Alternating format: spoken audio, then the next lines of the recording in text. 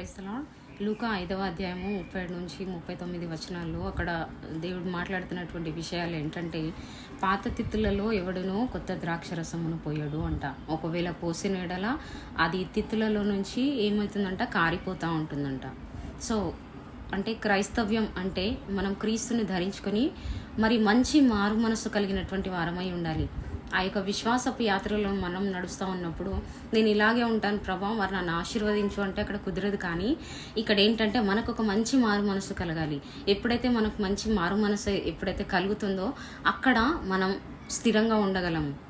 మనం మాటల్లో డిఫరెన్స్ ఉండాలి, మన ఆలోచనల్లో డిఫరెన్స్ ఉండాలి. ఓకే, మన యొక్క తలంపుల్లో, మనం చేసే కార్యాల్లో, ప్రతి దాంట్లో కూడా మారు మనసు కలిగి మనం ఉన్నప్పుడు దేవుడు ఒకవేళ ఆశీర్వదిస్తే ఆ ఆశీర్వాదం నిలకడగా ఉంటుంది. 38వ వచనంలో చూస్తే కనుక కొత్త తిత్తులలోనే కొత్త ద్రాక్షరసమును వెయ్యండి అని అంటాడు. నేను ఉన్నట్లే ఉంటాను ప్రభా, నేను పాత ఆలోచనలతోనే ఉంటాను, నేను అలాగే చేస్తాను, ఒక రిలీజియస్గా నేను నిన్ను ధరించుకున్నాను, నేను చర్చ్కి వస్తాను, చర్చ్ యాక్టివిటీస్లో ఉంటాను, వెళ్ళిపోతాను అంటే దేవుడు అక్కడ ఆశీర్వదించడానికి రెడీగా లేడు.